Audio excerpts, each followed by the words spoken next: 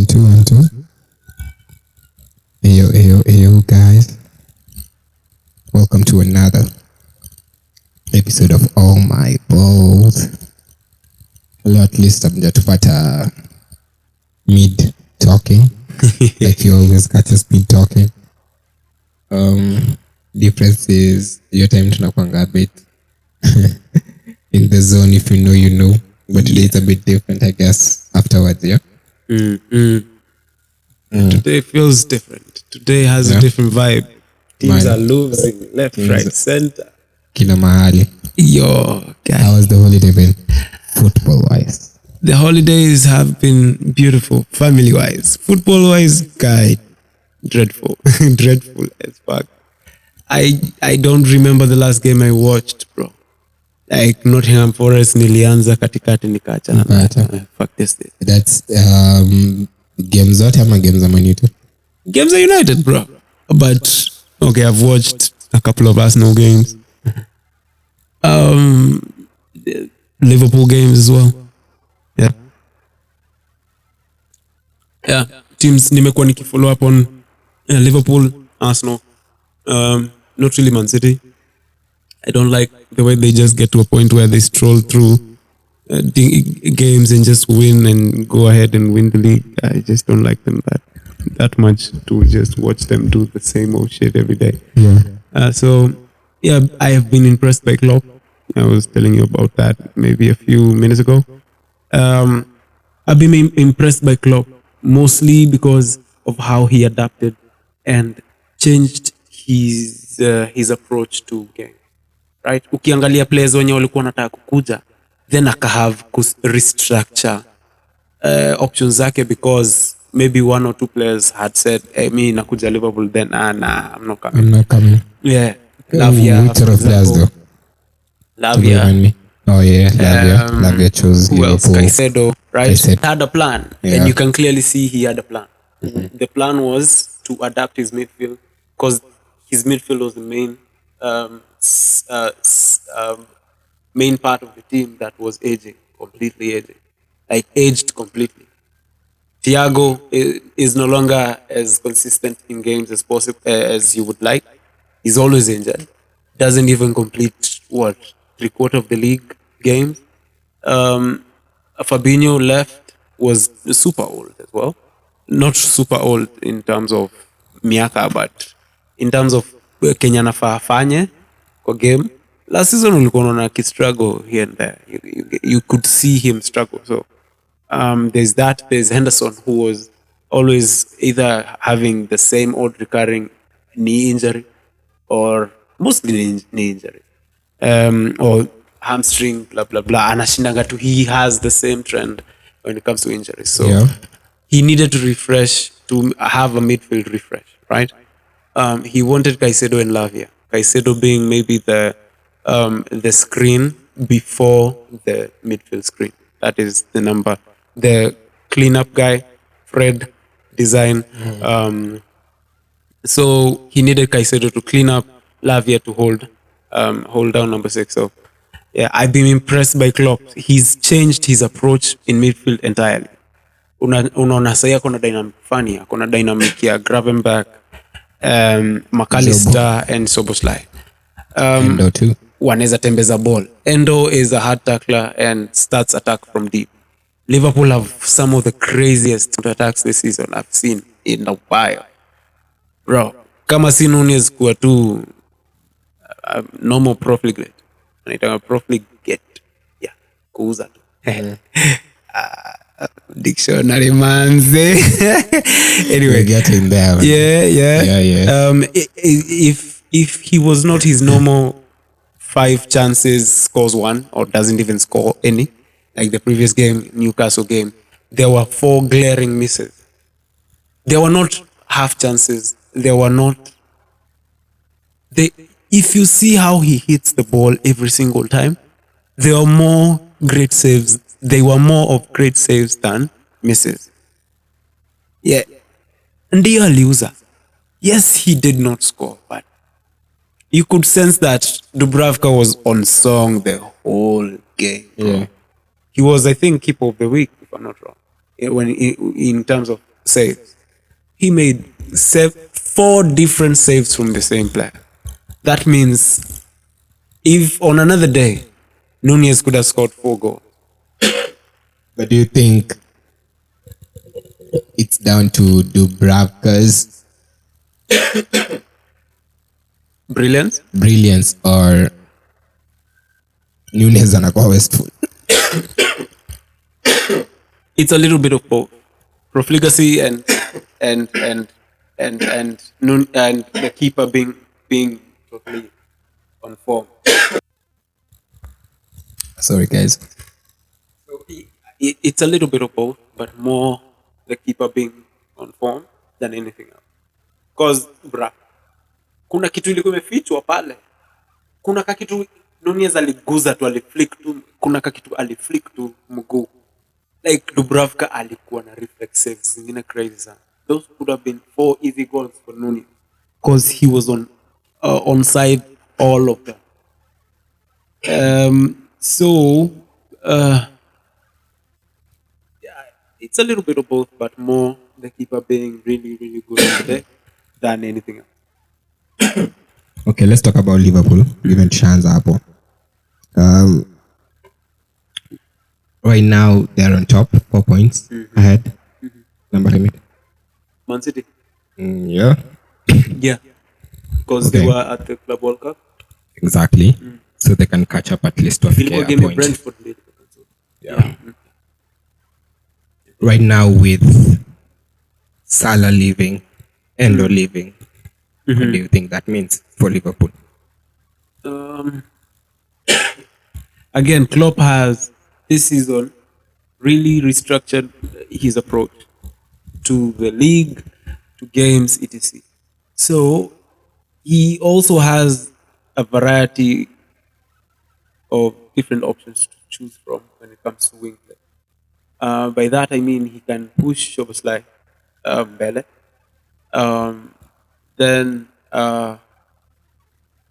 can play either McAllister. McAllister is also going to come back mid-January, which is a good thing for them. So you can have Gravenberch, McAllister, and you can have who else? Elliott or Bajcetic or Endo plays CDM, right? Yeah. Thiago is also training now. Thiago. So you can have him as a bit part player because of his injury concern. True. So you can have Thiago, McAllister, and Gravenberch akushikie right fringe, midfield, McAllister left, and Thiago ashike base. Ama Thiago ashikie left wing in terms of now he be the creative force in the team. McAllister akuwe anaanzisha attacks from chini, Gravenberch acheze 8 or Gravenberch anaweza cheza 6, of which he can actually cheza as a 6. So akona variety poa sana when it comes to midfield play yake. Defense ako thin kidogo I believe, but akiwa na Konate akiwa fit na Van Dijk remain fit, is going to be good. Gomez as well remains fit. Okay. Do you think Salah will be a big match of a miss compare with other teams? And the players are going to lose. Sana. Juu ende top scorer side. True. Yeah. Amekuwa akiwatoa in sticky situations. And the sort of passes we've seen him the outfoot pass alipigia Nunez. Yeah. Was it Nunez or Gakpo? Gakpo for the goal. Yeah, for the goal. But kuna outfoot bado alipigia Nunez bado. True. Speaking of that, the front three. Okay, compare the front three that Liverpool, City, and Arsenal have. The starting front three, the regular front threes. Which team do you think has a front three capable of winning a title? You said City, Arsenal, and Liverpool. Liverpool, because I'm assuming those are the 3 main teams right now. We have to focus on. City Kirudi, the City. City have Haaland. Haaland starting front three is Haaland, Grealish, and Bernardo Silva. KDB is back, so he'll hold forth when it comes to 10. 6 is obviously Rodri, and 8 might be. Who comes in second? when it comes Liverpool or Arsenal in terms of the front three? to Liverpool in this case, because they have a more fluid team, work on a form in the right time. Time ya gain mileage mbele yao ingine. That's why they're 4 points ahead. They are very resilient when you watch them play. Aupigi tu Liverpool tu. Wamepiga comeback sibao sana hii season pia by the way. More than the normal comeback teams which are United. Liverpool has a resilience, has a structure that is working for them. Have different types of players who are performing exceptionally well for players that you rarely hear about, like Endo. Endo was the best tackler Bundesliga last season, right? So he's a very good option in this team. You can look at Gravenberch. In terms of passing stats, Champions League alikuwa na stats fiti. Not before he joined Bayern. Then akajoin Bayern, go off the ball kidogo. Sai, he's back. He's got 4 goals. Gravenberch amefunga tu bao. Europa ameassist and Europa I've been so disinterested in Liverpool as a team. I'm not gonna even lie about it because I felt so much. We were talking about the prediction you actually make about Klopp being one of the flops this season, but you're also talking about him adapting well. And I'm thinking, I felt like what I call more in transition. So the fact that they really, really clicked is a big surprise to me. And I think even a surprise to Liverpool fans, to be honest, especially with the Allianz season. Yeah. But it's good to see that they're trying to catch up and all that. Yeah, coming back to Gravenberch, he has been involved in 4 goals. In the last? In the season? Oh, yeah, how many games? In all games. That is 2 goals, 2 assists. 2 goals, 1 assist in Europa League and EFL Cup, 1 assist. So, amekam clutch because Europa kuna game aliwaokolea aliwatoa manze chini mbaya. Which was kuna game alibonyeza hii game ya Toulouse. Ilisha 5-1. He got in, scored, and I think assisted. It was ilikuwa game fiti sana. It was a beautiful. But I think this was his first. I think this was his first. The first goal alifunga Union Saint Gillois. Yeah. Alifunga Union Saint that name. So Gravenberch has been good. Just the small issue with the injury alipata, but generally I would say date him as an option from the bench, as an option from the bench, as an option really from the start in other competitions. Klopp also has depth when you look at things. Yeah, if all these youngsters also play, Akina Elliott and Elliott and this other guy Curtis Jones, and by Satic maybe arudishe form kabisa na pone kabisa. You have 3 very good young players. Kwanza by Satic, for example, he's a 6, right? He's learned from Fabinho. He's very calm and composed on the ball as well. Kobe Menu-ish. So Klopp has a different mix this season than last. And I believe this season, his team is much better than last season. And if unaweza angalia fiti, the only other time alikuwa na team ina perform on that level, resilience, attack, counter zingine mwenda wazimu, ilikuwa ni ile team ilikuwa ilimbebea ligi, ilikuwa na mpaka Wijnaldum, right? Yeah. So ini team iko na set it so much gas, but ni team iko na inajua kucheza possession based football. That's why Trent is also shining in the way he's shining. Yeah, so Okay. Good talk on Liverpool there and their chances. Even though I'm still skeptical on what it means for them to lose Endo and Salah, because I feel like those are two key players this season. So let's see how far they go for his AFCON Asian Cup, and then we can see. I'd be curious to see which sort of games they'd actually miss, but I'll pull that up, Kiasi. I saw this tweet. It said, it is so Arsenal for them to finish Christmas at 4th place. They're at 4th place right now, yeah? Yeah. So are we back A point to above classic? Tottenham. Yeah, are we back to classic Arsenal, or is Tottenham this just, Day? yeah? It's 1 win in the last 5 games. Yeah. 1 win in the last 5 games and 4 points in the last 5 games. Yeah, we did a podcast an episode last week. We didn't post it because mic issues, Kiasi, but we had a Liverpool and an Arsenal fan in Bin Nakev. We'll have them too sometime.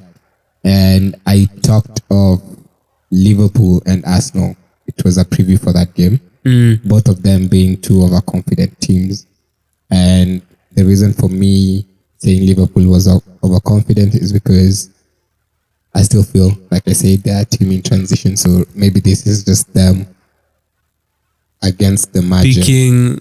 Peaking at the wrong time, maybe? Yeah, or earlier than expected. And for Arsenal, it was just a sense of they're still not accomplished. Like Man City. Like Man City have taken a lot of work. I just feel like Arsenal is not there yet. Like they're overhyped. And it's coming out now this week that I feel like that's a more valid point that Arsenal are an overconfident team with young players. We were talking before our players in Kawak overhyped or something, quality, and even right now mafans wao wanachocha mbaya. Exactly, and then even now tukiongelea umesema hiyo front 3 yao tunaweza weka third, number 3 and not even second. They're not as efficient this season as last. Because they've scored even less goals than last season at the same point in the season. Jesus and they have less points. No, they have more points this season than last. No, they have less points this season than last at the same stage. Exactly. And have less goals this season in the same stage this season as last. Exactly. Yeah. So they are literally underperforming. Yes, but they are good on defense. Exactly. But they have been conceding lately. Crazy amounts of goals. So would you say Arsenal at this point in time, even last season, they were overachieving on their goals and standards? Okay, last season, I believe they played different than this season. Last season was... Go ahead. So, last season, I believe they played... I believe they played different than this season. Why? The last season was more counter-attack-ish. They have tried to do the same thing this season. It's not really working. Last season was Martinelli counter bow, Martinelli counter bow. I'm a Martinelli counter assist, right? Okay. Level peers are Odegaard seemingly levels, yeah.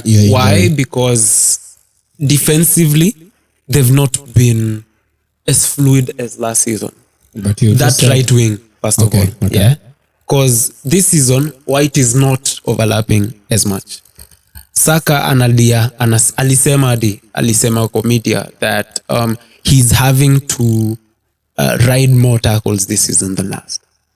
He's one of the most fouled players currently. Yeah, It tells you something. Because in order for you to shut down Arsenal, just kill their wingers. Because Martinelli is non-existent completely this season. Like ako hapa, he's neither here nor there. So it's a funny situation. So this season, Ben White is more interested in defending the fringe more than anything else. Because Rice, the previous games zenye wamepigwa, kwanza games za West Ham mbili wamepigwa the same season. Why? Because akiwa overrun in midfield, Arteta anajaribu kitu sijaiona amejaribu. Like unajaribu ku mix and match number 8 utacheza left side. I make sense. Anajaribu Havertz, anajaribu Trossard. Buda si hata uite Vieira or I don't know Smith Rowe or I don't know who else. Si aike Tomiyasu left wing, a left back, aike Zinchenko midfield. He was a midfielder by trade to begin with anyway. And he's one of his best passers of the ball when he gets into midfield. So that also, I may abandon a bit of principles here and there to accommodate Rice, to accommodate a different approach to the game. I believe that is what is ailing Arteta this season than last season. Because unataka kutuambia uli employ 30 plus different setups in a game na bado you lose. What are you trying to tell us? That you can't do shit or you don't know how to change a game? What? No. Because game ya West Ham, you could clearly see they failed to get into the game completely. They failed to deal with Kudus. They failed to deal with Bowen. They failed to deal with Paqueta until he got out. They failed to deal with a lot of things. Set piece zao wame concede set pieces sasa kadhaa. Funny, very funny. They could overread. Kidogo hivyo ball imericochet between two defenders bao. Game ya Mavropanos header bao. No, as in set pieces and crosses zinawasumbua. Gabriel is not the best defender when it comes to covering space or covering man wake. Ye ulala kwa game baya sana. Saliba anabaki. Saliba make mistake leading to a goal in the West Ham game. Yeah. For someone who was clean, like clean as a whistle, he has caused, he has made his team concede. So back-to-back losers for first time in a while for Arsenal though. Yeah. And Rice has had the worst 2 games in the games that Wame lose. Yeah. So is that to say that's the key player for them this season? He is a key player. He needs help though. I believe naweza taka kumuona akiingia 8 achezesha hata Jorginho for instance. Jorginho yujua ku recycle possession. He just needs someone to cover fringe kadhaa. As in defensive work asifanye sana. Ya kwetu ni wa spread game. Inaweza kuwa easier for them to get to the top of the table having a base that is more composed on the ball and having Rice now akuwe na break play and afungue Odegaard. At this point Rice is doing kazi ya watu wawili kwa team where Trossard alilala previous game ya West Ham na Havertz pia kalala hii game ya juzi. Hata Thierry Havertz number 9, he makes so many good runs in a game. You can clearly see he gets chances, he just doesn't score. But I tend to think him getting into very good spaces ni poa for the team. Hata auze. Ile time ataanza kufunga, atafunga zote. Anaingia into very good positions. Design unaonanga Havertz in space. Design anaweza make a decision akifunga. Ni rare sana upate situation ka hiyo for striker ama for false 9. But he gets himself into such positions. Jesus is a different type of player as a false 9 because yeye uride tackles alafu ana hold up ball ndia alete wingers into play. So kinyamazisha wingers Jesus anakuwa tu down. Na hamna namba 8 anaweza tembeza. Yeah. Nani alikuwa pakisema pate wataka rudi lakini watakuwa fiti.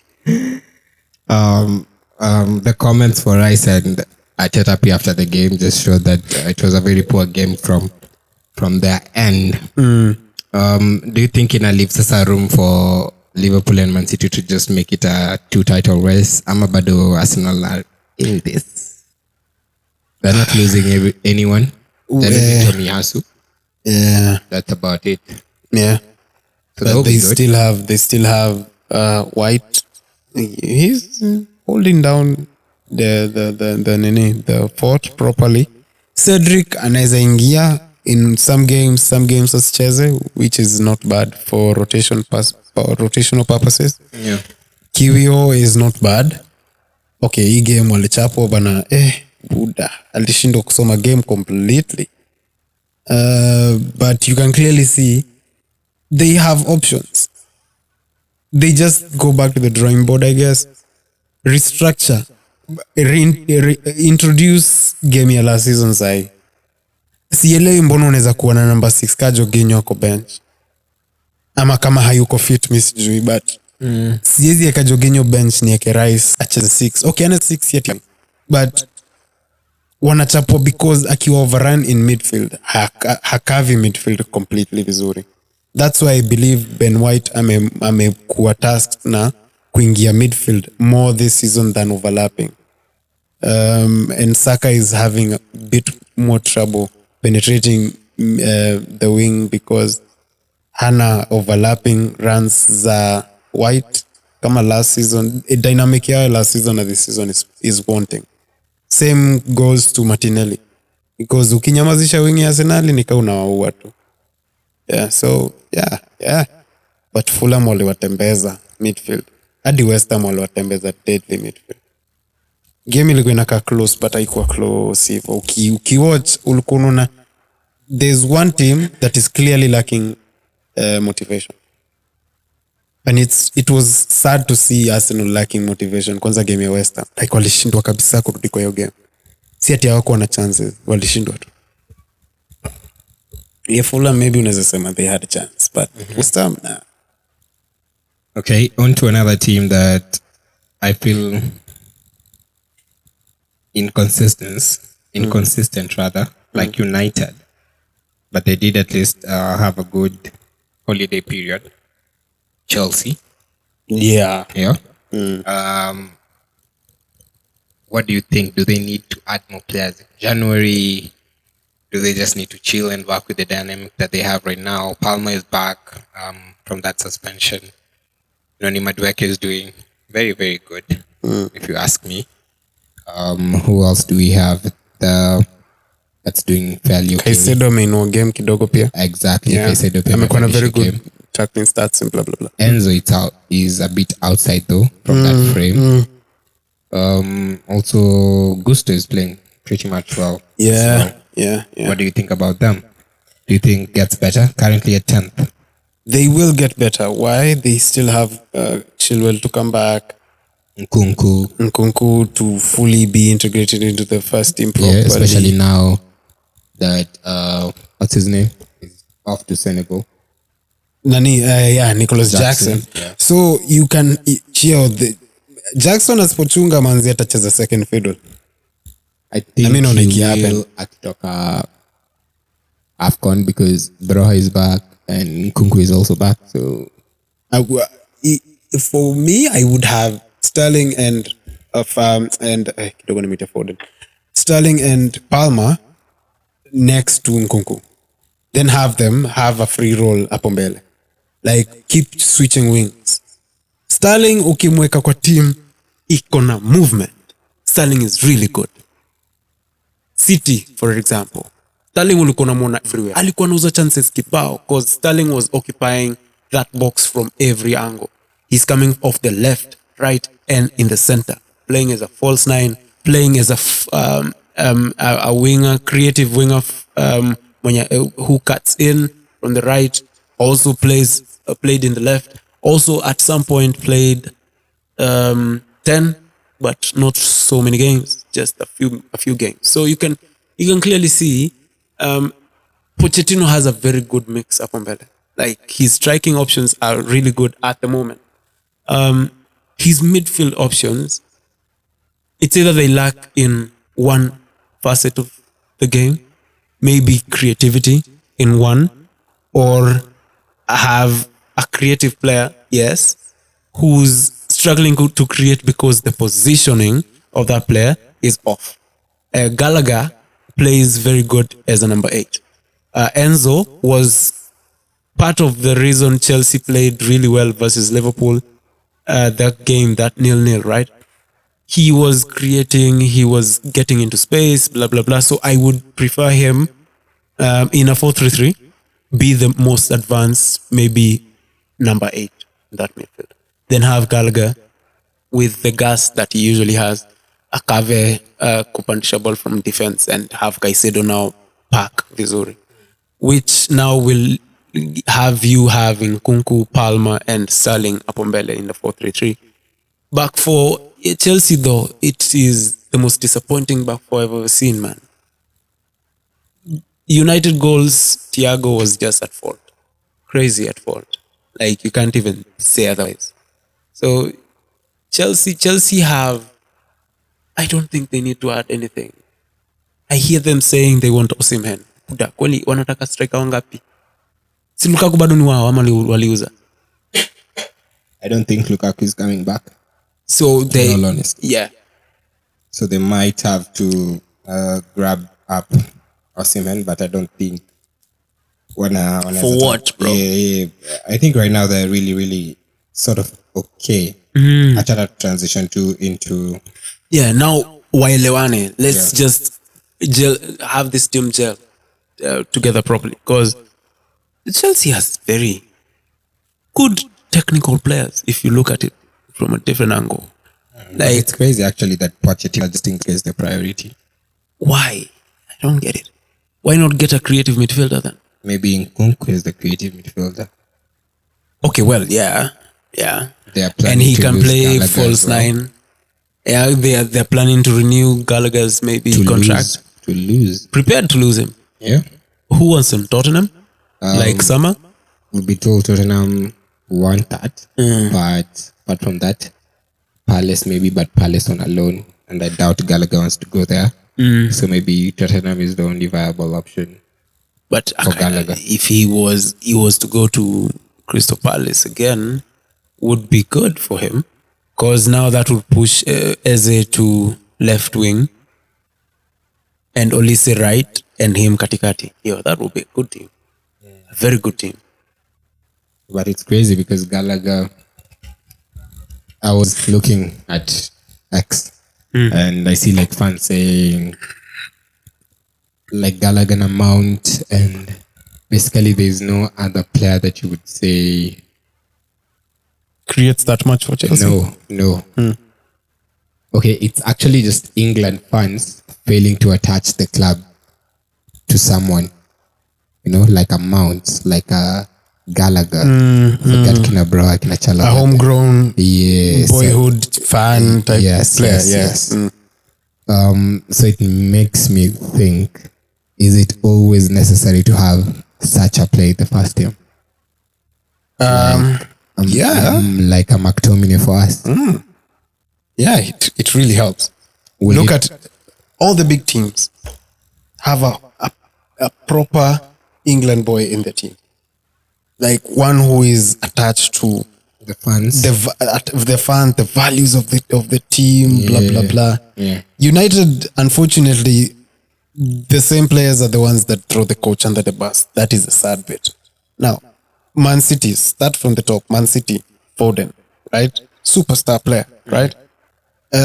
Number 2, Arsenal. Arsenal has Saka, superstar player, right? Number 3 was United. United has Rashford, was a superstar player last season, right? 4th was who? Newcastle. Newcastle has Trippier, beautiful footballer. He did not start at Newcastle though. Do they have a homegrown player, Newcastle? I don't believe so. Newcastle, They just added one this season. Longstaff,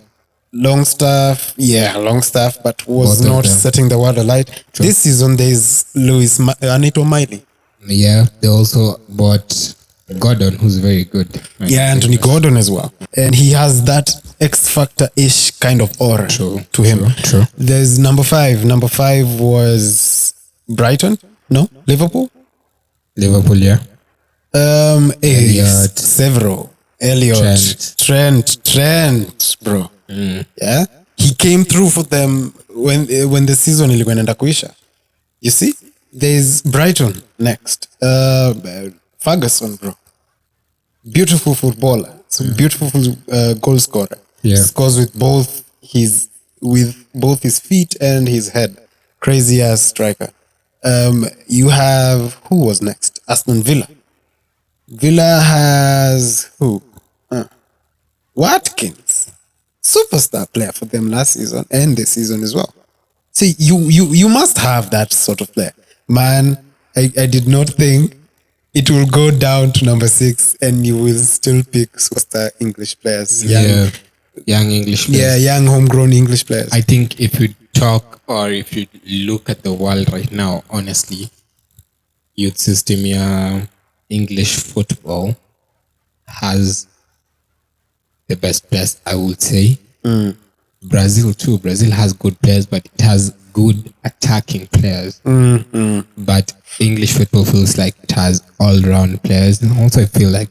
But English teams are still being beaten. Even the young teams are still being beaten by teams from Germany and Spain. Look at under 20. I think. But on the world stage, Cups, on the international stage, they're different. English players are better. Yeah, the last World Cups, English players are Yeah. World Cup under 23, under 20 something. So very good youngsters. Kiangalia. Good point. In the two teams there. So that's just something I thought I ask concerning Gallagher, given an attack who's one of the players. Okay, there are two English players. Let me ask, would you want them at United given they're available? Gallagher and Kalvin Phillips. Nope. Not in a fucking million years, bro. Not even Kalvin Phillips? Bro, no. CDM? No. First of all, he's a Leeds fan. No, not a Leeds fan. He's a United fan who played for Leeds. And Manchester City. And City. He wouldn't be sold to United. Really even bring him home so that he can show everyone. No. Why? Because, bro, that English core is what you want to remove from United. Because it is the sole problem. It is the biggest ulcer in that team, bro. Like Sancho, for example, he just keeps on shouting. He's posted himself using his phone, getting a haircut.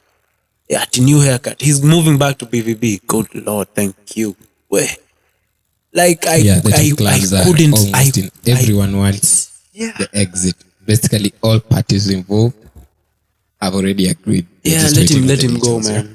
Even if he goes and shines there, let him go. Good riddance. Hey, bro, good riddance. On 350, it's mid-season. Not even mid-season.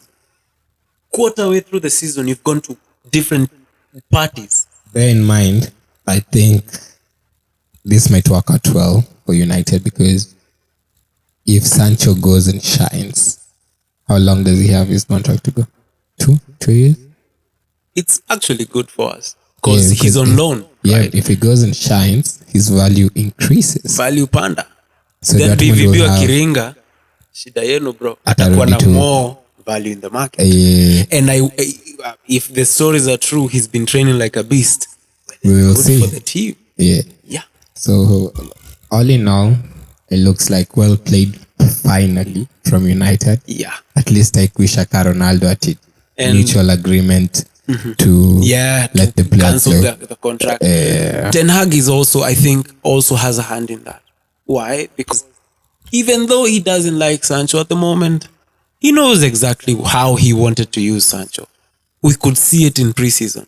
Sancho was our Nkunku, for example. Yeah. He can play all fringes in the front three. Yeah. False 9, wing, right, left. Bro, he can score with both feet. He can beat a man. He was beating men in preseason. Even in last season, the bit part play, chances he got here and there in the team. Leeds game, came in, scored the equalizer. Chelsea game, beautiful football. Beautiful football. Played versus Leicester, played very well. Was assisted by Rashford. All round, Sancho is a good player. Just the indiscipline, man, fuck that shit. Maybe discipline is everything for man. Discipline is everything. And grow. And let him go and grow. He has gone back to a coach that knows him. He died. Let him not apologize, bro. Like I would want him to shine. Maybe right? INEOS will do something different. What is actually making me feel good about INEOS and having the possibility of having Jean-Claude Blanc, who managed Juve when they came from that scandal where they were banned from the league, taken to tier 2, no, tier 3, I think, tier 2. He first of all cleared out the highest earners in that team. That is the same thing I hear United is, and Jean-Claude Blanc is doing. Even with Varane out, Casemiro, they're renewing Varane's contract so that he has a resale value, akirudi kwa team, right? Casemiro the same, I believe that is what they're going to do. That is what they've done with Sancho. They've said, this nigga has a resale value, pardon my French. So, let's not sell him now, because right now he has no market value. You would sell him for a loss at 25 million maybe. True. And they are planning on maybe also... And they're getting a loan fee, and the salary is also catered for a loan PRC. fee. A loan fee is not bad. Yeah. Because it's going to add on to the war chest maybe to buy maybe a fullback or a different type of player. Timo Werner coming in on loan maybe. Girassi. I don't mind it. Maybe. Girassi, 12.5 million, that is not bad. For release clause, thank you for that information. I did not know how much it was worth. Yeah. So, a good player, young player, 25, I don't know. 26. A lot of these 25, Actually, 26 players 27 are or 28.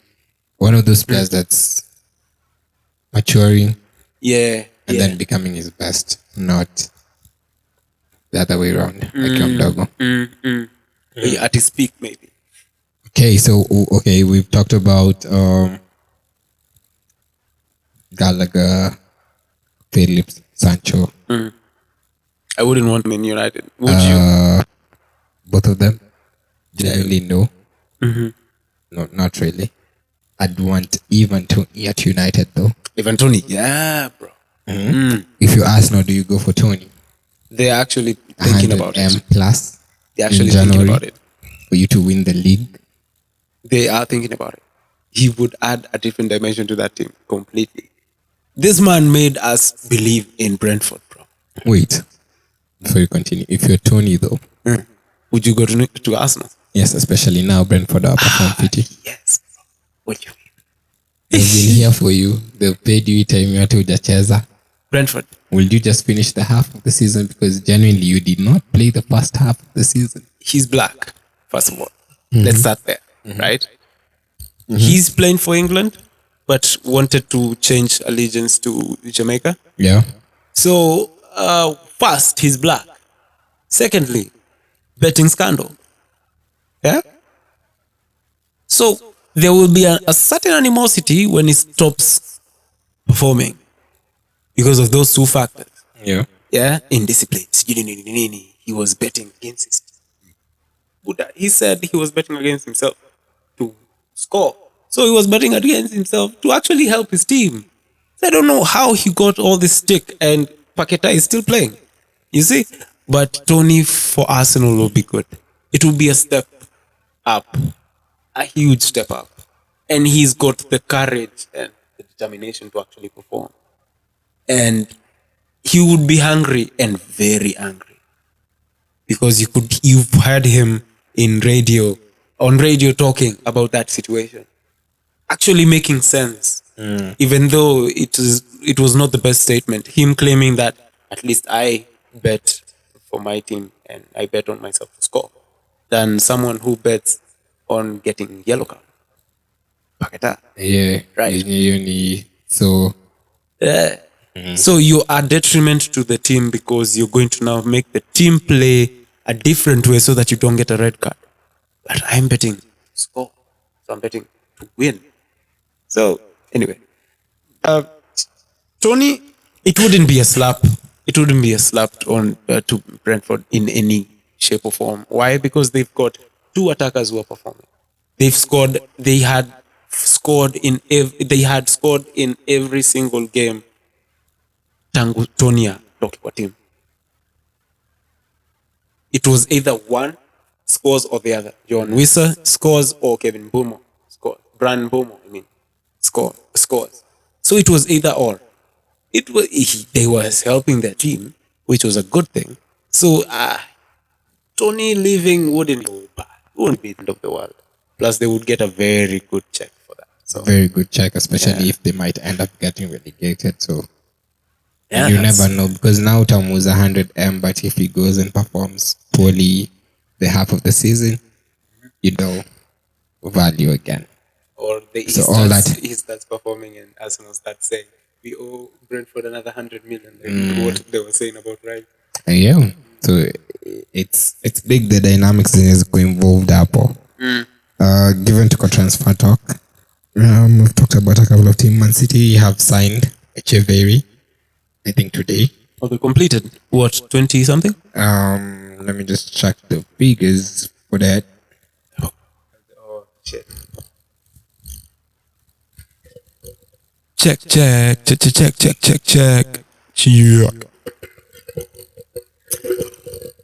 Hey, Bukayo Saka. He's struggling, man.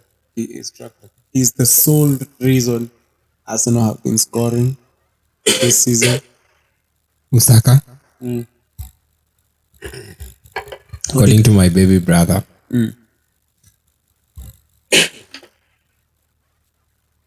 Oh, amesema zimekuja tutapata. So my brother was saying, was grilling me about my favorite players, blah blah blah. So I'm like, what are your favorite players? What's your favorite team? And then he goes like, Minika Daddy, nashangilia Arsenal. So I'm like, oh, okay, cool. If you decided when you Arsenal, cool. Who is your player? I go like, player mgani wa Arsenal upendi? He says Martinelli. I ask, mbona Martinelli? Ati kazi yake tu ni kukimbia achenge.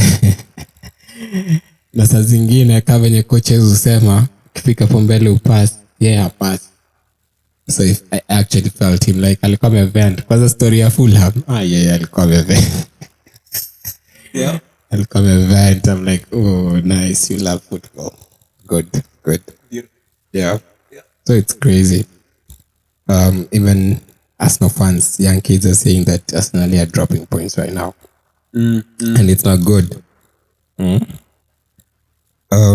Arsenal... He does have a point. Yeah, he does have a point. Martinelli, Have a point. apart from his headless running most of the time, not even looking up. I think he is more of a striker He's not offering anything this season. than a winger. I think he's a winger more than a striker. For real. I He think needs akiwa a striker... Jesus, a better Jesus. Okay, nilikuwa nadhani ile time akiwanga striker. Was it under Wenger? He's played under Wenger. The game Coached by Wenger. No? Game alifunganga Chelsea bao mbili, alikuwa under which coach? Alikuwa counter na alikuwa wing bado.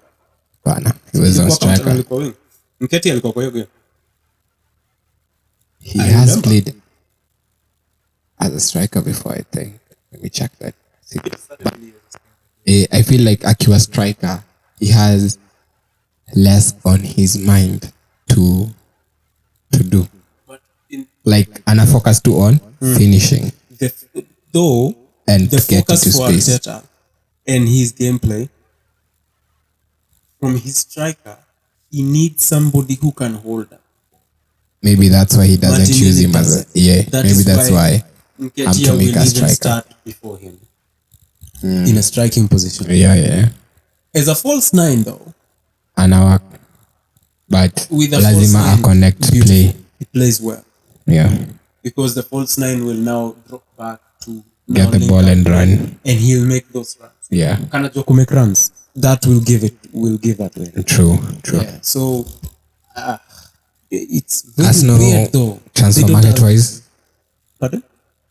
I just think they're looking at Toney, and that's about it. Even though a keeper, that's only if they sell or if Ramsdale wants to be sold. Yeah, I think that's all they need. Apparently, they're focusing on defense though. Would you trust a keeper who actually admitted himself that he loses focus in a game? Who? Ramsdale. He actually said, I am not usually the best, the most concentrated person in the team. Someone says since your comment hajakuwa really the same almost. Even and with it was Jesus said, right. my job is not to score goals. I bring something different to Arsenal. Yes, of course, he brings something different to Arsenal. But this is your starting 9, bro. Talking about my job is not to score goals. Whose job is it then? You see? Like you're giving Højlund stick. But how many goals has this nigga scored again? 4? Or 3? Anacheza more games. More experience in the league too. Anacheza na wingers wanamcreatia. Yeah. Bro. But he's so occupied with the thought of, let me go down by a free kick or some shit. He's always eating grass. He's not playing on it. He's just lying on it. That is some bullshit. Most games, really.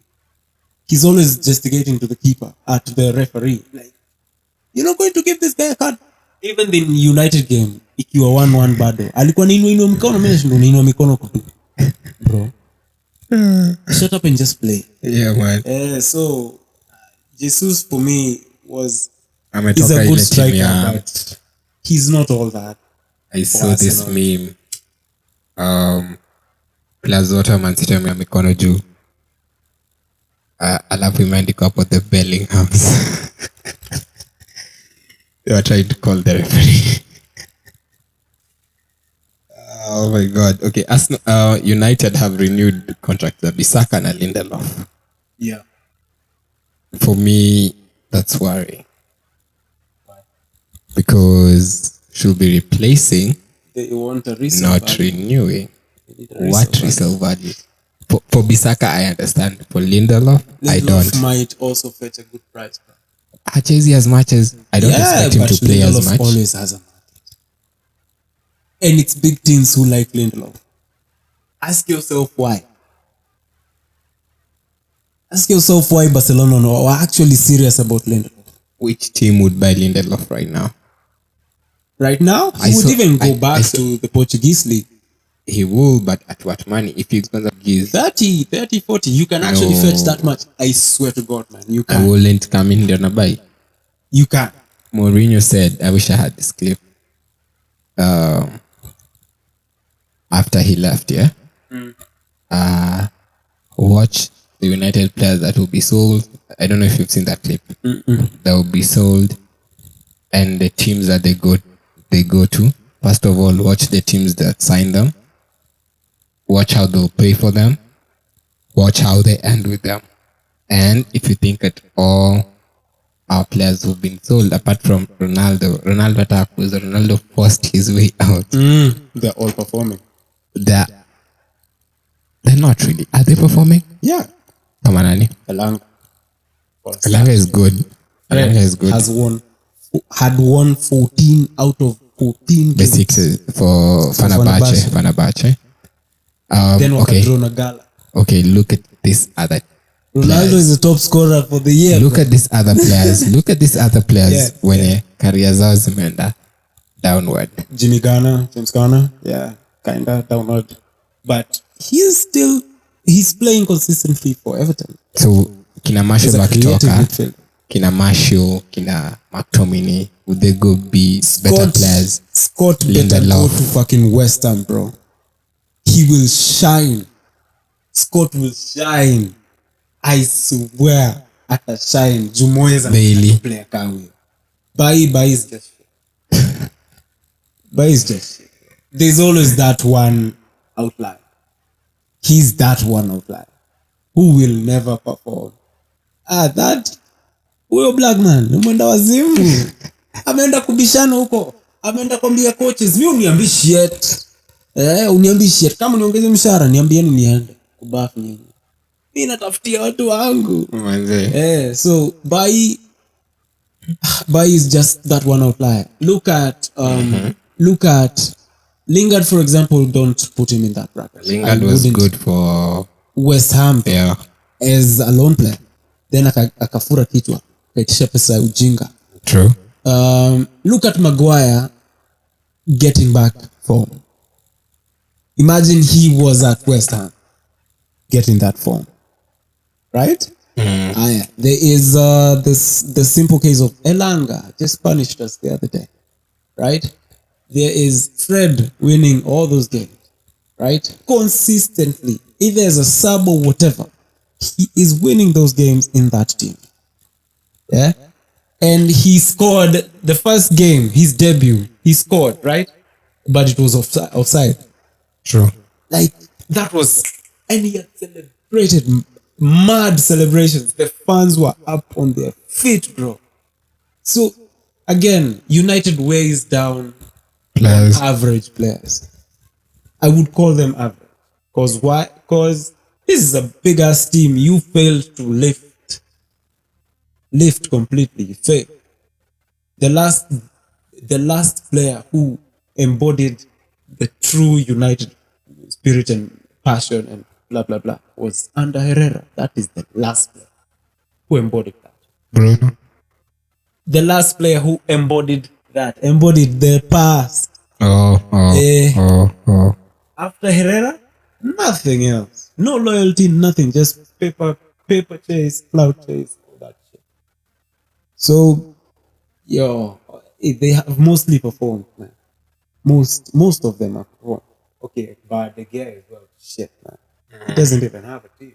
Doesn't even have a team right now. But Newcastle wanted to, but yeah, but hataki kurudi ligi. Mimi naweza taka rudi kwa ligi Newcastle, man. They're crazy. inaweza kuwa fit actually. But Pop akirudi ni bench. Okay, before we final lineup, Mbappe is Mbappe to Liverpool.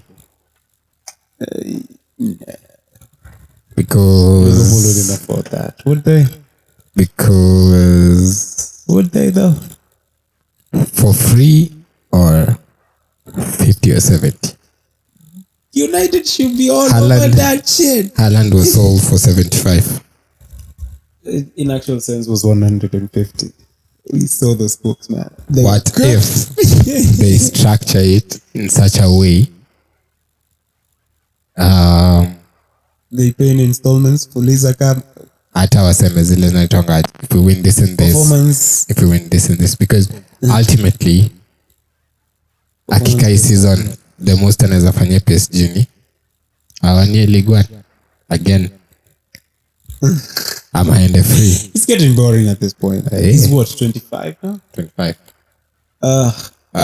Mbappe should go to one of the big teams in Amesema England. wali agree na coach, no, na the owner that Atamwongezea season nyingine moja. no. Alisema nothing was actually agreed on, but they have a gentleman's agreement that all parties will benefit, meaning lazima aende, but anasema hajasema anataka kwenda. Si alisema Na ati anasema hapo amemake future decision yake, yake yeah. at least May. Yeah. Actually anasema hata hiyo time hana decision, so people are asking him to tell him something that he's not even decided on. He just wanted to play. He just wants to play. Yeah. The Premier League is the best league in the fucking world. The most marketed league. Not the best. Unajua Mbappe Akienda Real ndio better. no. Akiweza kuja Premier League na asiende Man City, hata heri aende hata Chelsea. Ana create legacy moja hatari. Inafaa ikuwe HALAAND versus versus team iko na uzito. Buda. Inafaa ikuwe United or Liverpool sawa. inafaa ikuwe Ndasema wewe uko na roho. Mbappe versus HALAAND in the fucking Premier League. Each Alafu fucking season. Ako Liverpool Hakuna cha anacheza na kusema ati Salah. uko ligi ile ingine. Tuko hapa. Same game, same teams. United hapo ndio kuna position yake proper ready. In Real Madrid Vini anacheza huko chini, so itabidi bado amecheza right mahali hapendi, katikati mahali hapendi kucheza sana. True.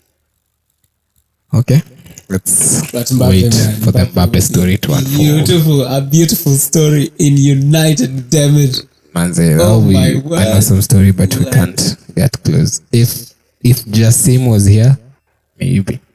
Even now, We can't. You do hata know FFP you do know kubali. that one of the best heads of recruitment, the man Ama that built wapati. the man that built that Monaco super fucking team Vision Cloud. with no. Mitchell, Paul Mitchell. He was the DOF at Monaco. So why not? Yeah, bring on FSG. We bring on INEOS. We see. Kama ni career mode hapo nimewapea Greenwood. Walipatia Mbappe pia. Where? Take Greenwood. Yeah, you take Greenwood. He builds his career. He might even win them something. Yeah. Greenwood in the right, Dembele on the left, and Goncalo Ramos katikati. Let's go. Give us Mbappe. Yeah, That's not free. Beautiful story. Beautiful shit. Anyway, resolutions noises of January. Yeah, career mode. Final words for we check, Magic. Love the session. Yeah, cheers to Hapa. you guys. Yeah, it's always a vibe, man. It's always a beautiful vibe. You guys are listening to two friends who love what they do. Yeah, love dishing out very good stories and stories that are actually backed up by fact. Sometimes, other Always. times, I usually speculate, but it turns out, yeah, it might come true and it comes true. So, yeah, keep doing what you're doing and enjoy what you're doing and also support this boy club. Manze. Yeah.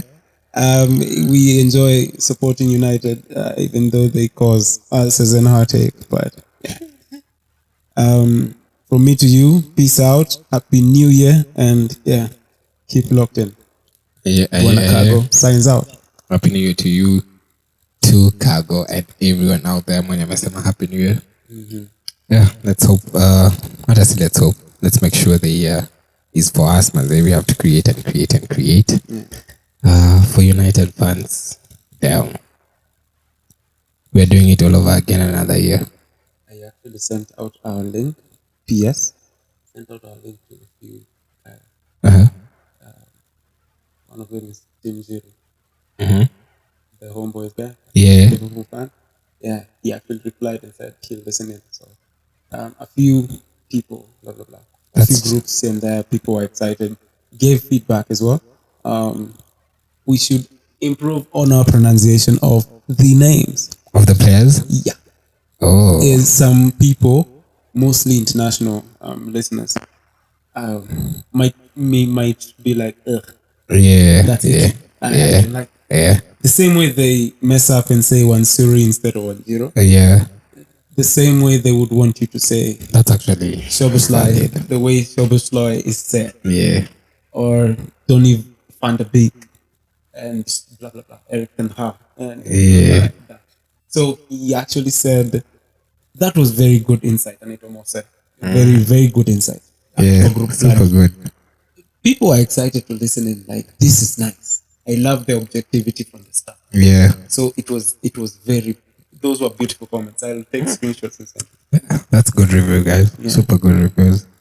So keep And up. you keep sharing too, man. Yeah. Yeah, keep sharing. If you're listening, share to your friends that love football. Anyone you want to get into football too. Yeah, play it. Talk them mahali Google, YouTube, Spotify, Sport. Apple to remember kiasi, and then you're good to go. So cheers.